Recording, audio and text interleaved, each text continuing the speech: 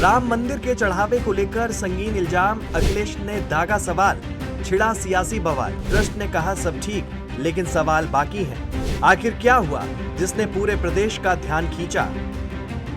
ये सवाल बेहद अहम है क्योंकि अयोध्या का राम मंदिर एक बार फिर सुर्खियों में है। फर्क सिर्फ इतना है कि इस बार चर्चा किसी धार्मिक आयोजन या मंदिर निर्माण को लेकर नहीं, बल्कि चढ़ावे की रकम को लेकर उठे सवालों की वजह से हो रही है। सोशल मीडिया पर बहस छिड़ गई है और लोग पूछने लगे कि आखिर मामला क्या है।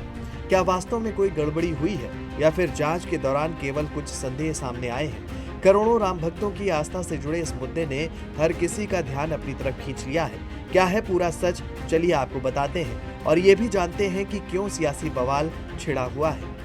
दरअसल विवाद की शुरुआत उस समय हुई जब सपा नेता पवन पांडे ने दावा किया कि राम मंदिर के चढ़ावे में करोड़ों रुपए की गड़बड़ी हुई है।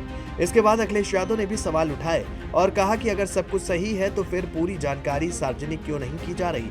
उन्होंने सरकार की चुप्पी पर भी सवाल खड़े किए और कहा कि मामले की निष्पक्ष जांच होनी चाहिए।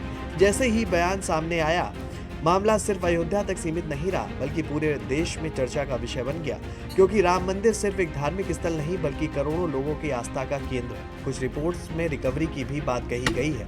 हालांकि अभी तक इस पूरे मामले पर कोई विस्तृत आधिकारिक बयान जारी नहीं किया गया है और यही वजह है कि सस्पेंस और बढ़ गया है। और क्या वास्तव में कोई वित्तीय गड़बड़ी सामने आई है या नहीं, फिलहाल जांच एजेंसियां और संबंधित अधिकारी इस पूरे घटनाक्रम पर नजर बनाए हुए हैं। दूसरी तरफ श्री राम जन्मभूमि तीर्थ क्षेत्र ट्रस्ट लगातार ये कह रहा है कि दान की रकम की पूरी प्रक्रिया पारदर्शी है। ट्रस्ट के महासचिव चंपत राय ने भी कहा कि समय समय पर ऑडिट होता है और बैंक अधिकारियों की मौजूदगी में हर रकम की गिनती भी की जाती है।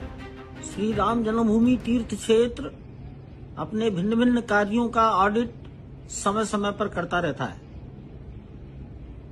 हुंडी काउंटिंग कमरे का ऑडिट भी होता है। हुंडी काउंटिंग कमरे का ऑडिट राम जन्मभूमि तीर्थ क्षेत्र के न्यासीगण, कार्यकर्ता और स्टेट बैंक के कर्मचारी मिलकर करते हैं। ये कार्य कई दिनों तक चलता है।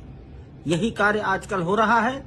कोई भी उल्लेखनीय बात किसी के भी ध्यान में अभी तक नहीं आई है।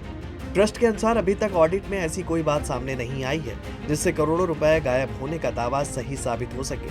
हालांकि राजनीतिक मोर्चे पर भी बयानबाजी तेज हो गई है। भाजपा प्रदेश अध्यक्ष पंकज चौधरी ने कहा है कि सरकार का नहीं बल्कि ट्रस्ट का विषय है और जवाब भी ट्रस्ट ही देगा।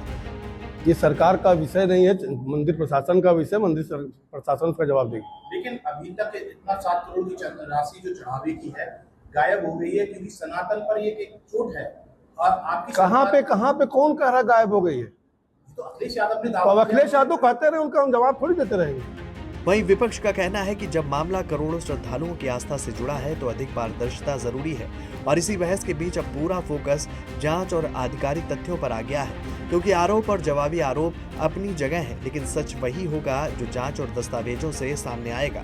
फिलहाल सबसे बड़ा तथ्य यही है कि अभी तक किसी आधिकारिक रिपोर्ट ने करोड़ों रुपए के गबन की पुष्टि नहीं की है। अब सबकी नजर इस बात पर टिकी है कि जांच में क्या निकलकर सामने आता है। क्या ये केवल प्रक्रिया से जुड़ा एक मामला है या फिर वास्तव में कोई बड़ी गड़बड़ी हुई है? आने वाले दिनों में ट्रस्ट और बैंक जांच एजेंसियों की तरफ से जो भी जानकारी सामने आएगी वही इस पूरे विवाद की दिशा तय करेगी। लेकिन इतना जरूर है कि अयोध्या से उठी ये बहस अब सिर्फ राजनीतिक नहीं बल्कि आस्था, पारदर्शिता और भरोसे का बड़ा सवाल बन चुकी है।